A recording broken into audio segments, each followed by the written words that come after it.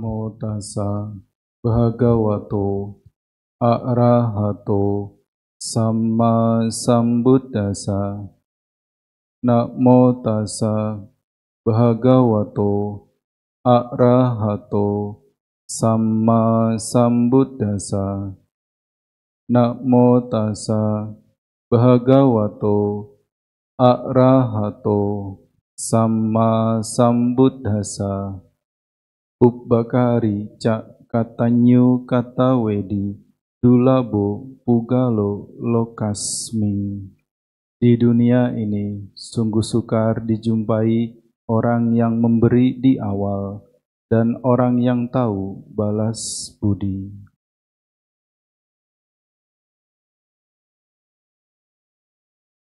Para ibu bapak yang saya hormati, saudara-saudari hadirin sekalian, kembali kita di minggu libur menuju libur panjang minggu depan. Sudah makan bacang?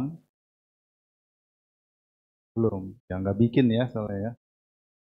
Suatu festival yang sudah jarang ditemui karena memang berbagai macam situasi dan kondisi. Kenapa jarang? Sudah karena sungainya sudah tercemar. Mau function aja bingung, apalagi mau nyebur dayung-dayung perahu. Ya. Para ibu, bapak hadirin sekalian yang saya hormati, tadi saya ke bawah pertama kali melihat dapur umum Edaka. Sudah lihat belum? Selalu tiap minggu makannya di sana. Ya, satu hal yang sangat baik, satu hal yang sangat positif, bagaimana guyup rukun warga Wihara Edaka dalam menggunakan momen untuk melakukan hal-hal yang bermanfaat. Semoga ini menjadi langkah kecil yang nanti ke depannya entah kapan menjadi langkah-langkah yang besar dan bermanfaat. Karena saya beberapa kali dahulu berkunjung ke wihara-wihara Mahayana. Tidak besar wiharanya, ya mungkin 100 hektar. Karena ada yang 1000 hektar. Lengkap. Lansia punya tempat untuk berkarya, nyulam, bikin sarung tangan, bikin kaos kaki dan sebagainya yang di-manage dengan baik. Ada dapur umum, ada tempat makan umum yang tiap hari. Ini kan seminggu sekali kan? Ya, seminggu sekali. Tiap hari minimal 1000 porsi. Jadi wajannya itu kalau kebanjiran kepake itu. Ya, segede perahu. Wah, itu ngalahin orang fitness itu memasaknya. Dan itu nyata bermanfaat. Ya, sehingga apa yang ibu bapak warga Edaka lakukan di rumah sebelah, di bagian wihara yang sebelah, nah itu nyata bermanfaat. Bagi para pendukung, para donatur, orang-orang yang mau berbuat baik, juga tempatnya ada. Nyata. Langsung bisa memberi manfaat kepada siapapun yang mau bekerja sama. Ya tapi 1 porsi aja ya, kalau nambah bilang-bilang. Nanti temennya kehabisan. Ya, masih banyak tapi. Karena memang niatnya untuk berbagi, niatnya untuk bersama-sama di dalam kebaikan. Cuma, saya pelajari di sini, mungkinnya 9:30 ya. Ya, sehingga 30 menit sudah diskon. Saya ingat-ingat, oh iya, saya ketika ngisi minggu di sini selalu 11:30. 11:30 lewat. Oh ternyata karena 30 menit sudah diskon. Sehingga saya bikin strategi. Nah karena waktunya ngepas, ya, apalagi ada pemercikan Tirta Parita itu 3 menit, 5 menit. Ya. Makanya nanti saya minta tolong siapa Romo Pandita, ya, Ramani Romo, ya, bantuin mercik ya, sampai gobios sampai basah nggak apa-apa. Nah, saya yang baca supaya ya ngirit waktu, hemat waktu. Ya, jadi nanti percikin atas dan bawah, bantuin saya yang baca Pali Wacana. Ya. Karena memang waktunya ngepres, kalau kita bahas banyak poin, Ya, di dalam dhamma ya keteteran waktu. Sehingga yang simple-simple saja. Apalagi semalam sudah 2 jam. 2 jam full itu. Nah, tetapi meskipun yang simple tetap bisa kita maknai dan kita bisa terapkan dalam keseharian kita. Para ibu, Bapak hadirin sekalian yang kami hormati, Sang Buddha pernah menyatakan di dunia ini ada 2 pihak, ada 2 orang yang sukar dijumpai, artinya langka, dulabu. Kenapa langka?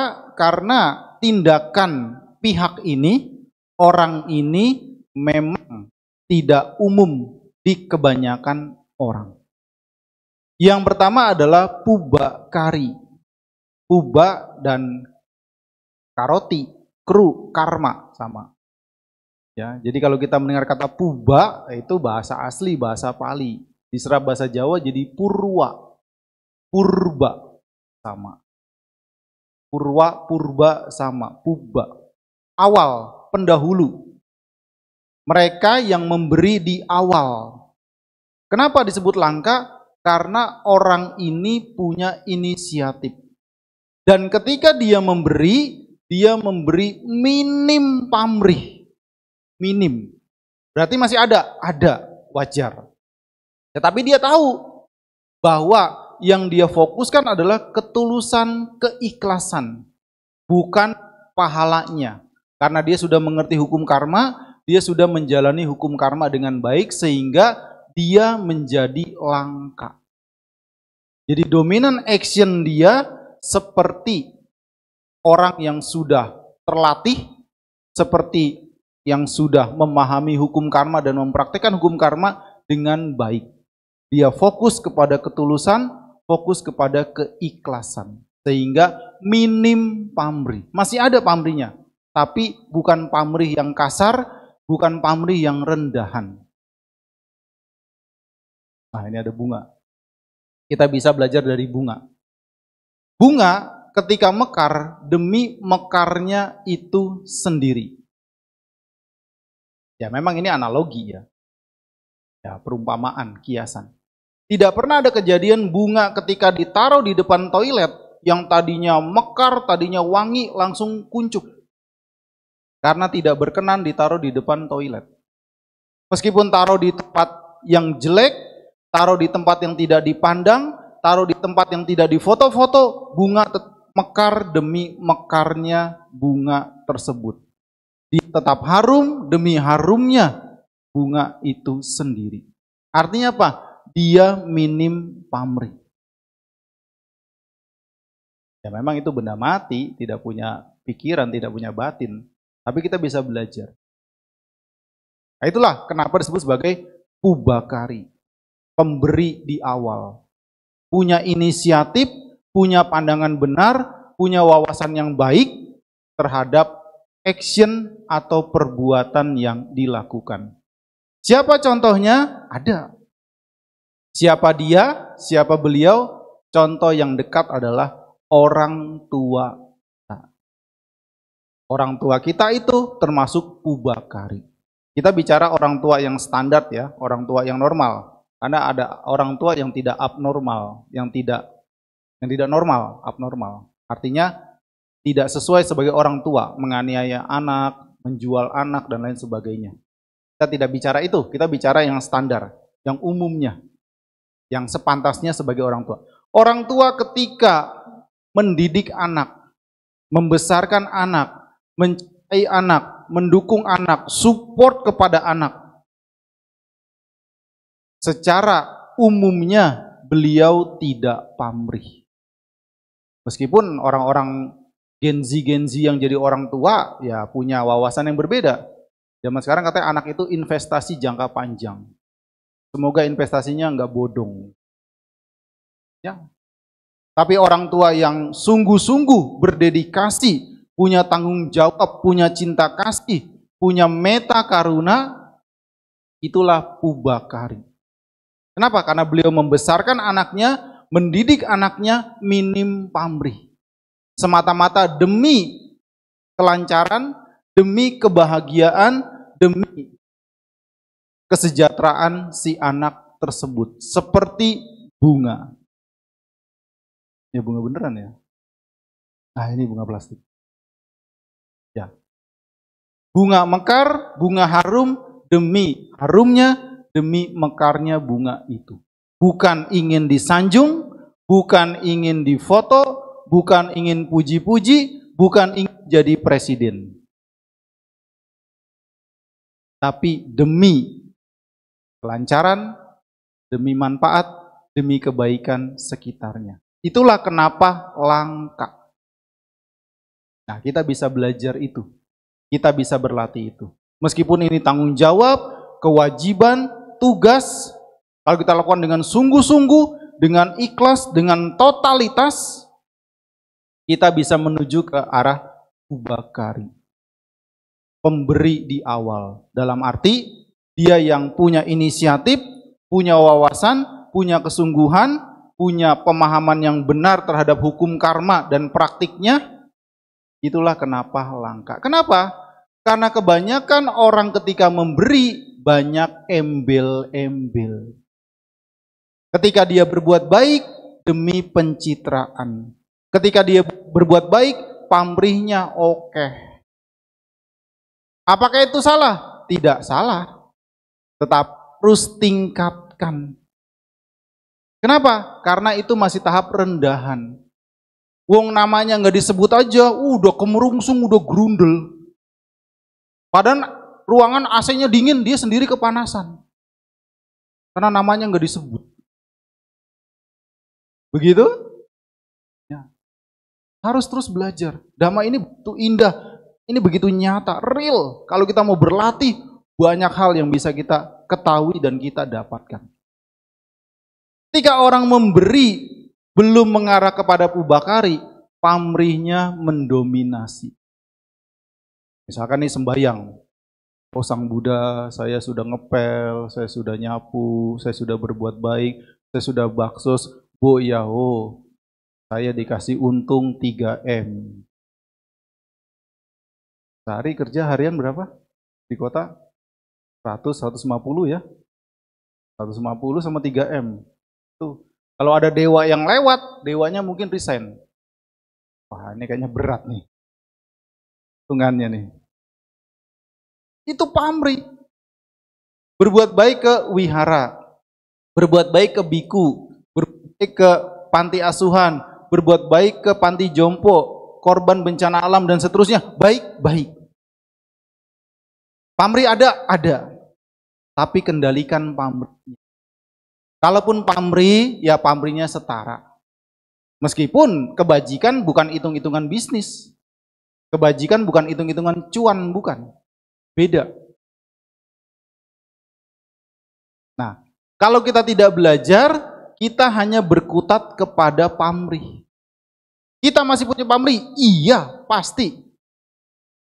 Dulu saya pernah membahas, ada rangkuman Dhamma. Ini supaya tambah jelas. Atau tidak keliru. Di dunia ini ada 3 pihak yang tidak punya pamrih. Harapan, cita-cita, keinginan, angan-angan. Seluas-luasnya pamrih. Yang pertama adalah orang gila. ODGJ. Ya, konflik, nggak nyambung. Nggak punya pamrih. Ya karena nggak nyambung. Yang kedua orang bodoh. Kenapa? Dia nggak ngerti hukum karma. Kalau dia berbuat baik, ikut-ikutan, asal-asalan. Dia tidak mengerti sebab akibat. Atau tertekan, atau terancam, atau karena gengsi. Bukan karena pengetahuan, bukan karena nyana sampai yutang. Nah, sehingga dia tidak punya pamrih. Dalam arti karena kebodohan. Bukan karena pengetahuan. Dan yang ketiga, arahata. Tidak punya pamrih, kenapa? Sudah selesai. Beliau mengajar demi kelancaran, demi kebaikan, demi kesejahteraan makhluk lain, bukan untuk dirinya. Makanya kalau kita bicara sosial keagamaan, cara berpikirnya cuan itu salah besar. Nanti kalau tiba waktunya meninggal, bukannya terlahir di dalam surga, bisa terlahir di alam neraka. Tenan itu. Kenapa? Ngapusi. membohongi, manipulasi, korupsi. Main logika saja. Ya karena kita nggak bisa buktikan alamnya. Wong sudah meninggal aja nggak pulang lagi cerita kok, bener berbuat baik masuk surga, anget, adem. Sukar dibuktikan. Tapi kita bisa berlogika. Dalam sosial keagamaan yang harusnya kita berbuat kebajikan, melakukan nilai-nilai luhur, melakukan hal-hal yang positif, hal yang bermanfaat dan sebagainya, malah korupsi, malah manipulasi, malah melakukan kriminal, malah melakukan pelanggaran sila. Bukannya karma baik, tapi malah karma buruk. Dan karma buruknya memanipulasi, menipu ribuan, mungkin jutaan orang. Karena sosial, keagamaan, luas, banyak orang.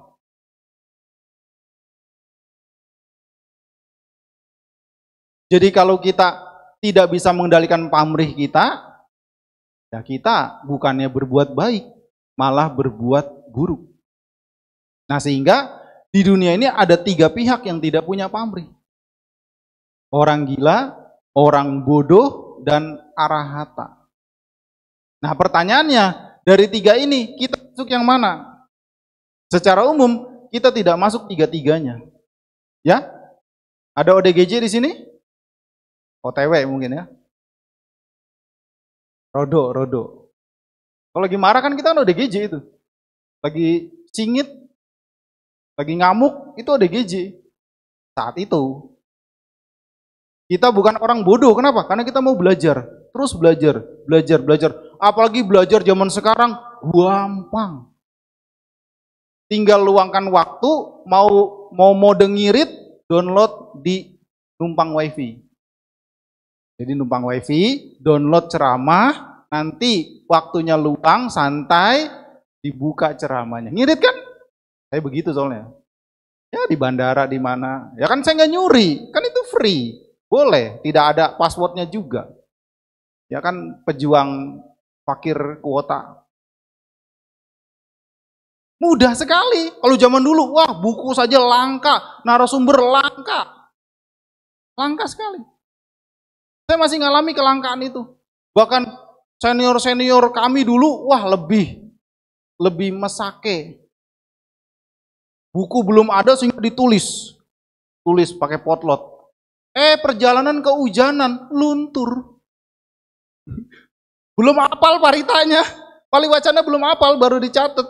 Perjalanan kehujanan, luntur, hilang. Sebegitu susahnya. Zaman sekarang mudah belajar.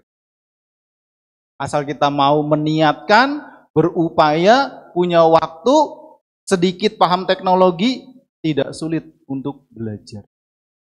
Dan kenapa harus belajar? Terutama kalau dia pemimpin atau narasumber, yang dengerin ini master-master semua ini. Dari kandungan udah denger dhamma. Kalau yang Gen Z. Nah kalau tidak upgrade, tidak memahami dhamma dengan jelas, lain dengerin, kok ngono yo. Jadi karena kita tidak di antara 3 ini, berarti kita punya pamrih. Iya. Apa itu salah? Tidak salah. Tapi pamrihnya dikendalikan. Pamrihnya dijaga. Pamrihnya seperti bunga yang mekar demi mekarnya itu sendiri. Bukan karena ingin dipuji, bukan karena ingin dikasih sertifikat, bukan karena ingin dikasih penghargaan, bukan karena ingin jabatan, bukan karena ingin jadi presiden, tapi demi kebaikan itu sendiri. Makanya semoga para relawan yang di bawah, yang menyiapkan pada kita semua nanti, tetap bisa menjaga egonya, menjaga pamrihnya, bahwa terima kasih saya diberi kesempatan berbuat kebajikan.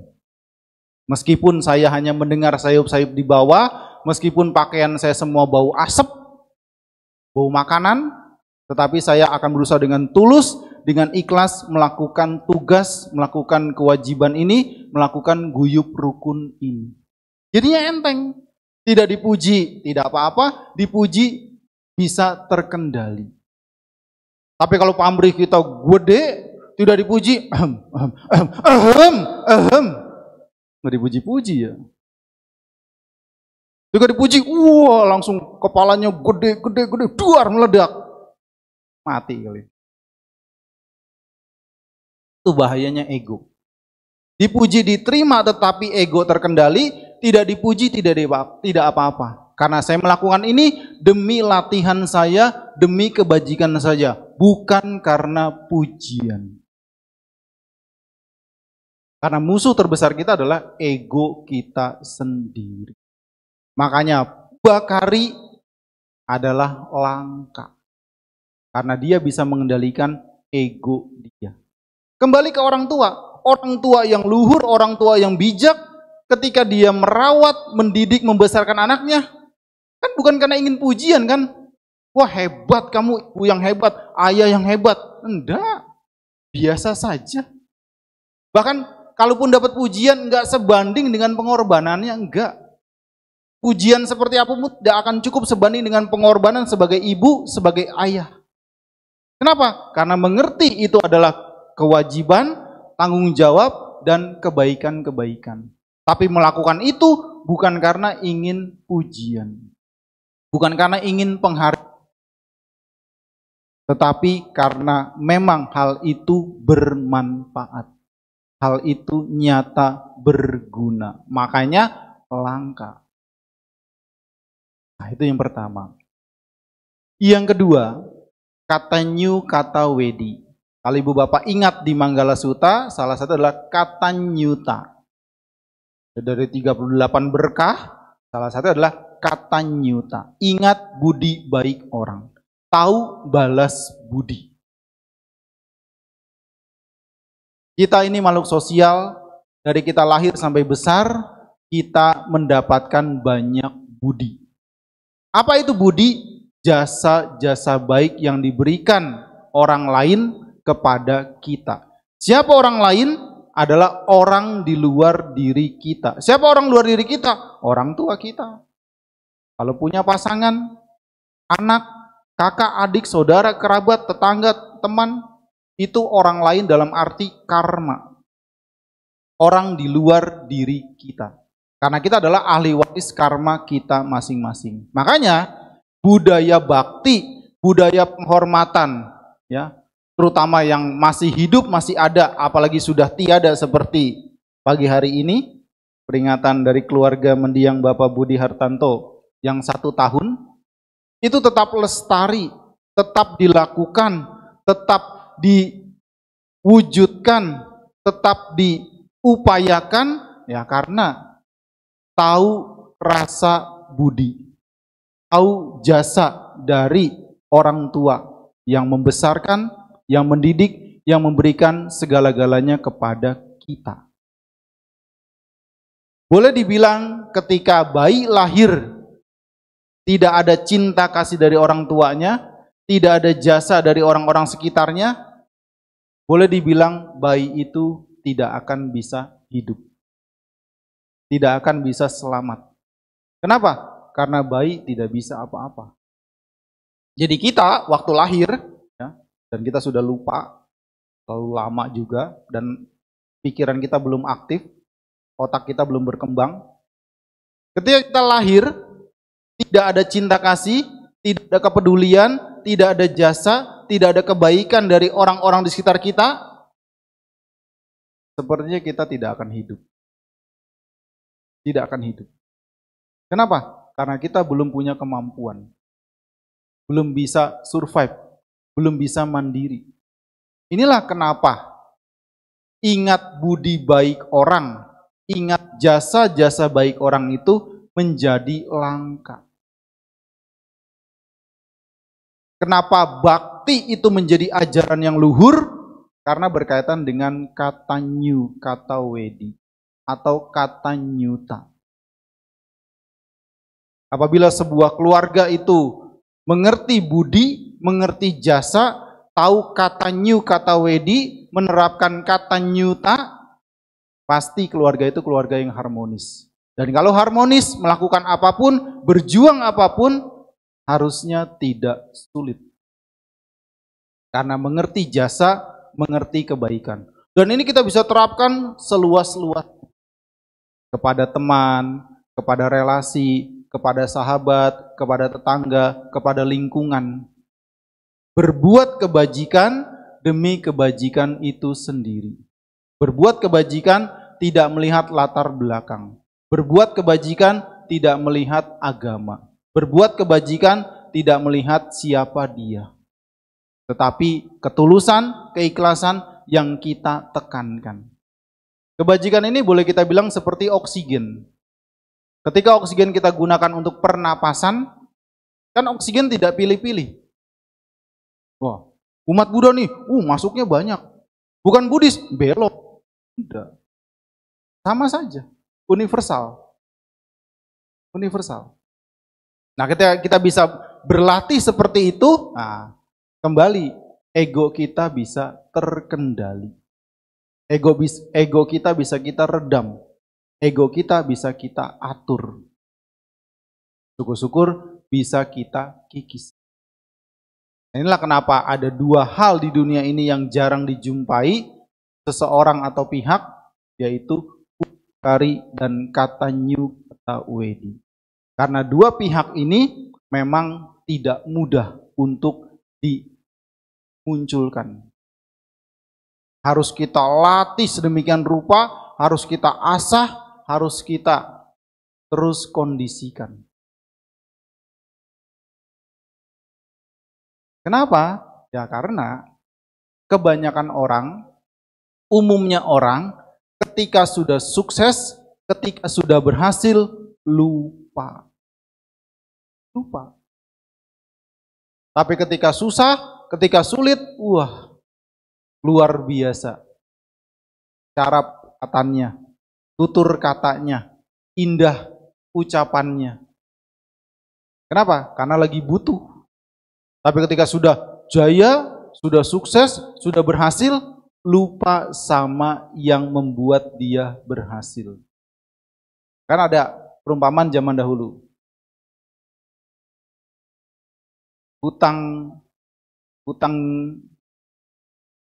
barang, hutang uang, hutang materi bisa bisa dimaklumi. Ya, bisa diganti, bisa dibayar atau bisa diikhlaskan. Tapi kalau hutang budi itu dibawa mati. Dan kita mendapat budi, mendapat jasa, mendapat kebaikan dari banyak pihak. Yang paling pertama dan utama adalah orang tua kita, keluarga kita. Jadi yang masih ada orang tua, yang masih ada keluarga, coba keluarga orang tua itu dikondisikan.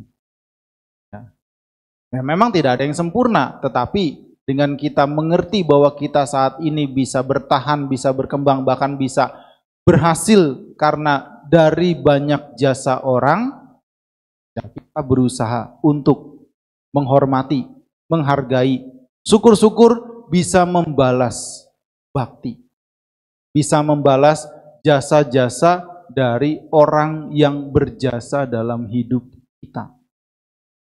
Apalagi kalau kita bicara lingkup Buddhis, di ranah Buddhis, sebagai pabajita, kalau tidak menjadi baik, tidak menjadi humble, tidak menjadi santun, tidak menjadi rendah hati, itu sepertinya nggak masuk akal. Kenapa nggak masuk akal? Karena dia hidup 100% dari kebaikan masyarakat. Bukan 99%. 100% pabajita hidup dari kebaikan masyarakat. Kenapa saya bilang masyarakat? Karena yang menyokong, yang mendukung tidak harus masyarakat Buddhis. Masyarakat non-Buddhis pun kalau mereka berkenan dalam kebaikan, mereka bisa membantu menyokong pabajita. Sampai saat ini, tiap hari Jumat, ya, di tempat saya tinggal, ada orang yang non-Buddhis selalu membantu. Berdana makanan dan bersih-bersih, piket. Awalnya dia izin, Bante apa saya boleh bantu seperti ibu-ibu itu bersih-bersih wihara dan makan? Oh silakan, silakan, silakan. Kebajikan bersifat universal dan dia memang cerdas meskipun dia bukan Buddhis. Ya saya terharu sampai sekarang konsisten. Bahkan saya lihat dari air mukanya, dari wajahnya di wihara dia begitu happy, begitu bahagia. Meskipun dia secara KTP bukan Buddhis, tapi saya punya keyakinan mental dia Buddhis. Nah, kalau menjadi pabajita benceno, nah ini orang Jawa Timur itu. Tuh, itu ciras Jawa Timur itu. Oh ya, mudeng ya. Benceno, Jawa Tengah soalnya nggak ada itu. Apalagi di Sunda. Itu nggak masuk akal. Nggak cengli. Iya. Kenapa? Karena dia hidup dari kebaikan banyak orang. Kecuali dia menjadi pabajita benceno, umatnya benceno maning. Ya, dia mungkin terpengaruh. Tapi ya kalau berlatih ya mau umatnya itu warganya benceno, ya tetap harus bersabar. Tetap harus sampai kapan? Semampunya. Sudah mentok, pindah. Gampang, gampang. Kalau dia merasa lingkungan itu tidak nyaman dengan dia, pindah saja. Ibu bapak mau memindahin pambajita yang benceno, gampang. Mau tahu caranya? Jangan, nanti dipraktekkan. Gampang, gampang. Paling gampang apa? Nggak usah dana makan. Nggak usah dana makan. Kok sepi ya, jam 11 siang-siang sampai jam 12 kok kosong ya? Oh mungkin pada sibuk. Besok kok sepi ya? Sampai token listrik kok sepi ya? 3 hari, 4 hari, seminggu kok sepi ya? Pindah pasti. Iya. Jadi karena kita hidup dari banyak jasa orang, tidak ada alasan untuk berbuat buruk, tidak ada. Tidak ada alasan untuk menjadi jelek, tidak ada. Kenapa? Karena kita hidup dari banyak jasa orang. Hidup dari banyak kebaikan orang. Sepinter-pinternya orang, pasti ada yang tidak bisa dia lakukan. Sehebat-hebatnya orang, sekayanya orang, ada yang tidak bisa dia lakukan. Mau bukti? Bu Bapak masih makan nasi? Masih ya? Masih doyan nasi ya? Nasi dari mana? Dari beras. Beras dari mana? Padi. Padi dari mana? Sawah. Sawah dari mana? Petani. Ibu bapak nandur padi sendiri? Nah. Saya kan bisa, iya. Tapi kalau tidak ada yang jual, bisa apa? Ibu bapak bawa uang 1 karung, 1 ransel penuh, ransel 50 liter, ke pucuk gunung. Gak kepake duitnya. Lah mau beli apa di pucuk gunung? Tidak semua hal itu diukur dengan uang. Saya pernah ada di YouTube itu kan ada short kan, ya ada ya kadang ketemu yang unik-unik. Ya, saya dapat cerita dan akhirnya dia cerita di mana-mana karena menginspirasi. Dokter Tirta yang vokal sekali waktu COVID itu. Ya maklum ya anak muda kan. Nah dia kan pernah kan goes itu. Ya namanya anak muda, wagi semangat banget ya. Nah, goes di area hutan, perhutani, yang artinya tidak ada desa, dan gelap malam. Kemudian di belakang ada supir, tahu, wah orang ini sendirian kecapean. Disenterin, apa dia pernah? Dipenerangi, nah, dikasih penerangan. Tidak tanggung-tanggung, 50 km. Jadi nututi, truknya itu nututi di belakang nyentri dia. Ya kan sepeda kan nggak ada lampunya kan? Nah, ketika dia sudah sampai dan sebagainya, terus supirnya dikasih duit, dikasih tip, sama supirnya dikembalikan. Saya nggak butuh duit kamu.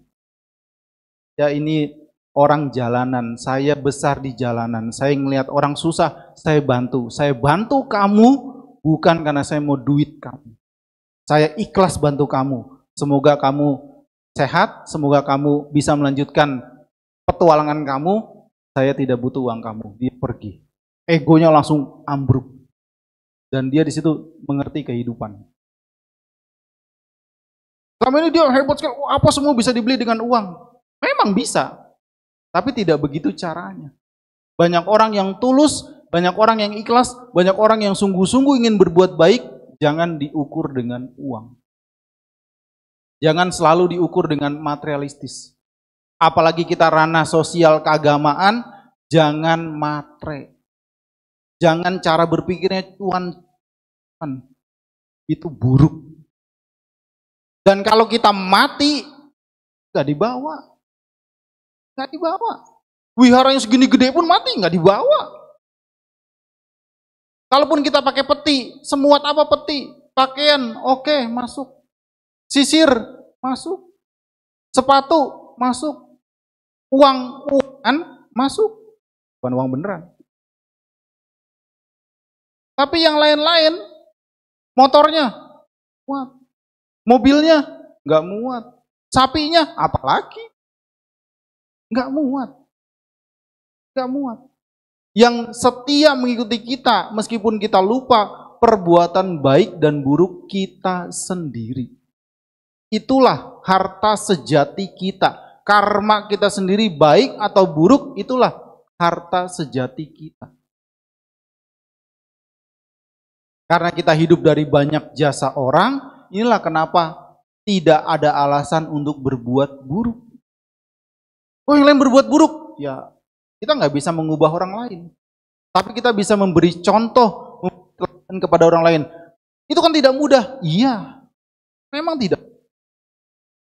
Memang tidak gampang. Tetapi untuk menjadi bijaksana harus terus berjuang. Harus berupaya. Kita tidak bisa nitip. Kalau menjadi luhur, menjadi bijaksana, menjadi susila, menjadi baik, menjadi suciwan bisa nitip, saya ngantri duluan. Ya. Terserah mau metode apa, budaya apa, tradisi apa, teknik apa, agama apa, spiritual apa, kalau itu ada sungguhan, saya kejar, saya ngantri. Tapi tidak ada.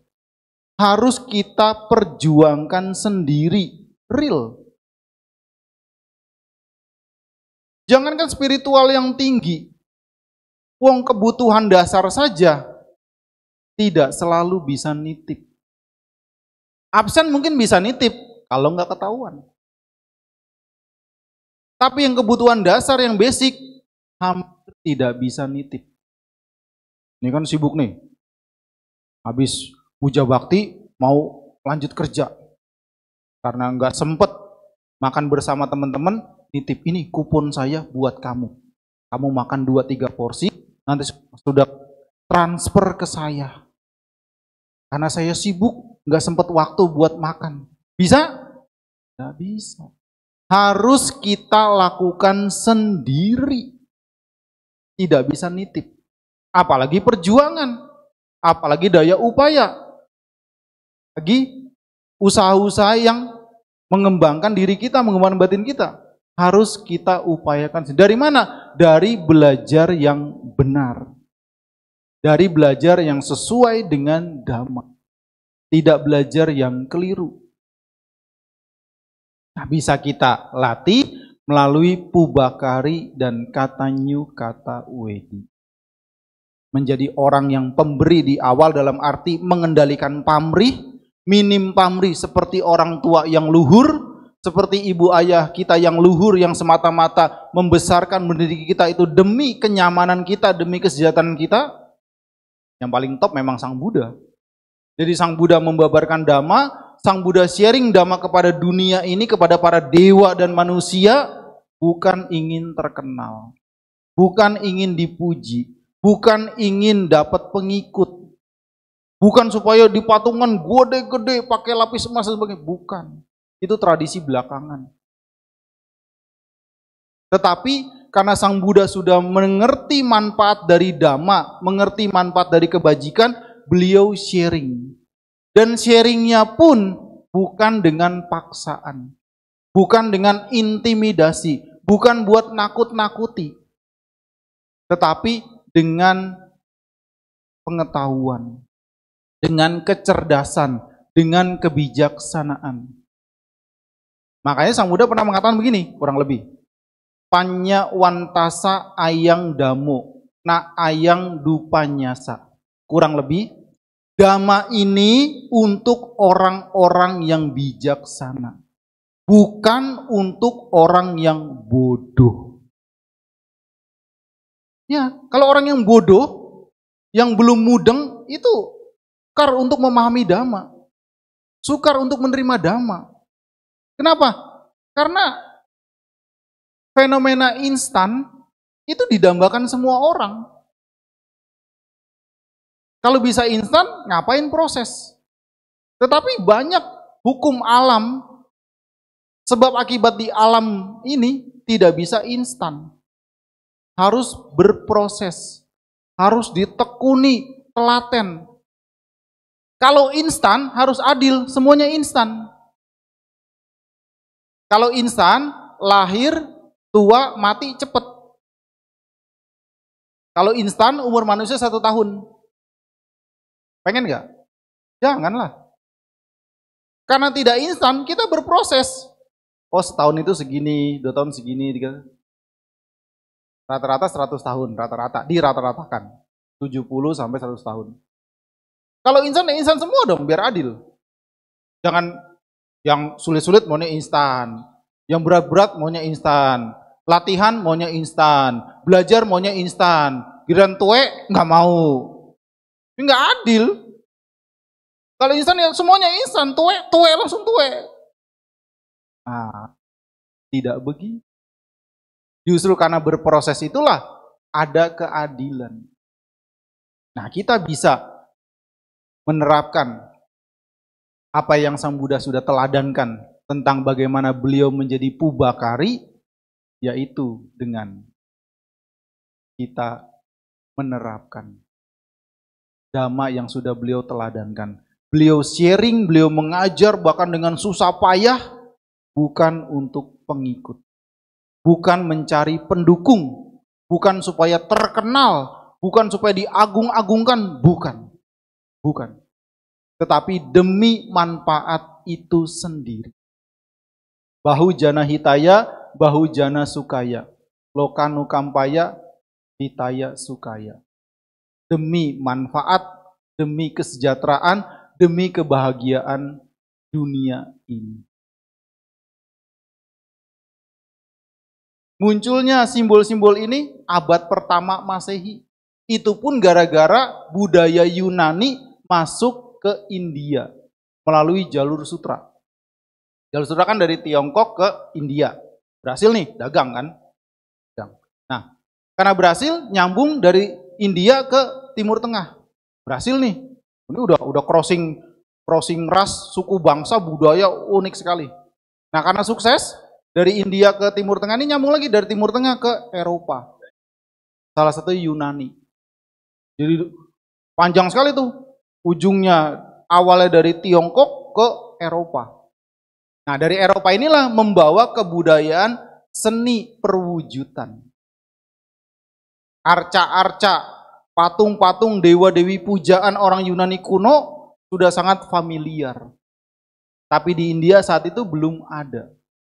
Belum sopan, belum pantas.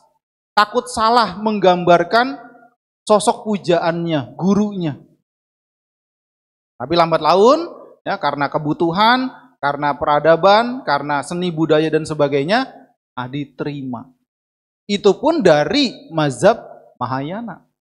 Theravada belum ada penggambaran perwujudan. Paling ada Buddha pada tapak kaki, stupa atau candi, ya. Kemudian pohon bodhi, dhamma asana yang kosong, bahwa di situ Sang Buddha mengajarkan dhamma, teratai, roda dhamma, cakra, itu belum ada perwujudan manusia, belum ada.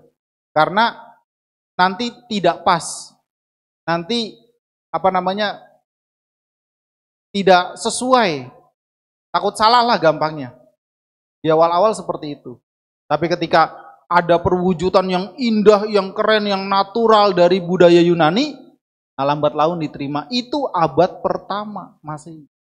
Yang peninggalannya banyak sekali di sekitar Bamiyan sekarang. Yang menjadi bagian dari Afghanistan. Pernah dapat berita patung Buddha berdiri di dunia itu yang dihancurkan? Nah itu lucu itu. Lucunya apa? Waktu dulu diminta jangan dihancurkan, kamu minta berapapun kamu beri dari komunitas orang Jepang, nggak digubris, diledakan. Sekarang udah kosong melompong, dijagain. Telat. Telat. Itu tertinggi di dunia. Di Bamiyan itu, Afghanistan, tertinggi di dunia. Nah, itulah awal-awal di situ munculnya penggambaran Sang Buddha. Kalau kita bulatkan 700 tahun baru Sang Buddha digambarkan. 700 tahun, lama. Sang Buddha kan abad ke-6 sebelum Masehi. Kita anggapnya kita bulatkan 700 tahun baru Sang Buddha diwujudkan, digambarkan, dicitrakan. Tapi bukan itu tujuan beliau membabarkan Dhamma. Tujuan beliau membabarkan Dhamma adalah karena beliau sudah mendapatkan, merasakan, mengalami sendiri manfaat dari Dhamma. Sehingga beliau sharing. Yang mau silahkan, tidak mau tidak apa-apa. Mau separuh silakan, mau seperempat silakan, mau 3/4 silakan. Tidak mau sama sekali, tidak apa-apa. Sang Buddha tidak ngancam, kalau kamu tidak ikut Dhamma, kamu masuk neraka. Tapi kalau ikut Dhamma, kamu masuk surga. Kayak anak kecil. Manut, kasih permen. Tidak manut, cubit. Itu anak kecil. Kita bukan anak kecil, kita orang dewasa, kita yang bisa berpikir, bisa mengembangkan kebijaksanaan kita. Itulah kenapa Sang Buddha contoh paling ideal Pubakari. Bahkan beliau tanpa pamrih. Kenapa? Karena sudah tidak punya motivasi untuk hal-hal yang umumnya orang dambakan. Dan beliau pun melakukan katanyu kata wedi. Beliau berbakti kepada orang-orang dalam hidup beliau, terutama suku Sakya. Orang tuanya mencapai arahata, Raja Suddhodana sebelum meninggal, dibimbing dari Sotapanna mencapai arahata. Ibunya yang sudah meninggal, karena tugas utama besar yaitu mengandung bodhisatwa itu sudah dilakukan dengan baik, ibunya yang menjadi dewa dicari oleh Sang Buddha. Tahun ke-7 baru beliau punya kesempatan untuk sharing Dhamma kepada ibunya. Dan di antara sekian banyak Dewa dan Brahma yang mencapai kesucian, salah satu ibunya yang sudah jadi dewa, mencapai Sotapanna. Nah, karena beliau punya kemampuan lintas alam, sehingga beliau bisa seperti itu. Sudah meninggal pun beliau masih bisa berbakti, dicari. Kepada saudara-saudaranya, sepupunya, teman sepermainan waktu di istana, Sang Buddha punya tugas kepada keluarga, nyati. Buddha nyati. Tugas beliau kepada keluarga kerabat, yaitu mereka belajar Dhamma, bahkan banyak yang menjadi samana, menjadi petapa, mencapai arahata. Beliau katanyu kata wedi. Dan tentu membalas jasanya dengan logik, dengan moral, dengan kebajikan, bukan dengan kebodohan. Jadi kalau ada orang baik ya berjasa dalam hidup kita, dia minta jasa tapi jasanya keliru, jasanya salah, minta balas jasanya itu kriminal, minta jasanya itu melanggar sila, abaikan. Karena berarti bukan orang yang luhur. Pada saat dia memberi saat itu, mungkin dia luhur. Tapi karena anicca, ketika dia minta balasan, dia minta pamrih, melanggar sila, jangan diladeni. Jangan digubris. Karena itu keburukan. Apakah bisa? Iya. Apakah ada contohnya? Banyak. Karena pernah juga terjadi di Surabaya. Tapi nggak di sini kayaknya ya. Di tempat lain. Berjubah minta jasa tapi jasanya ngaco. Hati-hati. Harus pakai kebijaksanaan. Kita menghormati, iya. Kita menghargai, iya. Kita ingin membalas jasa, iya. Tapi dengan logik. Dengan kebijaksanaan. Dengan moral. Dengan sila. Bukan dengan nafsu. Bukan dengan kilesa. Inilah kenapa Sang Buddha menyatakan ada dua pihak, dua orang yang langka di dunia ini. Dia pemberi di awal karena minim pamrih, inisiatif tapi bisa mengendalikan egonya, dan dia tahu budi, tahu terima kasih. Karena kita muncul dari banyak jasa orang. Sehebat-hebatnya orang tersebut, ada yang tidak bisa dia lakukan. Ibu bapak hebat, ibu bapak pinter, tapi teknologi atau alat yang kita gunakan nggak bikin sendiri. Siapa yang bikin baju sendiri? Jarang. Siapa yang nanam padi sendiri? Jarang. Siapa yang bikin sendok sendiri? Jarang. Boleh bilang 90% yang kita gunakan keseharian kita dari orang lain. Bikinan orang lain. Memang kita beli, memang kita beli. Sah. Tapi itu bikinan orang lain, bukan bikinan kita. Nah, makanya kalau mau bikin sendiri, nanti di rumah pulang, kabel peletnya dipotong, pakai kipas bambu. Anyam tuh. Ya paling kemeng tangannya. Itu bikin sendiri itu. Tapi kan itu. Inilah kenapa tidak ada alasan kita menjadi buruk, tidak ada alasan kita untuk menjadi jahat, menjadi jelek. Kenapa? Karena kita satu sama lain membutuhkan. Itulah kenapa orang dulu punya semboyan Bhinneka Tunggal Ika. Bineka beraneka. Dari kata eka, bineka, tidak satu, banyak, beragam. Tetapi punya tujuan yang sama, ketentraman, kesejahteraan, kebahagiaan, kedamaian. Terima kasih atas waktu dan perhatiannya. Semoga kebajikan-kebajikan di wihara ini, juga patidana dari keluarga mendiang Bapak Budi Hartanto, oleh keluarga, oleh anak-anaknya, menjadi jasa-jasa kebajikan bagi beliau, bagi makhluk-makhluk yang membutuhkan. Sabe sata bantu sitata, semoga semua makhluk hidup berbahagia. Sadu, sadu, sadu. Anu modal.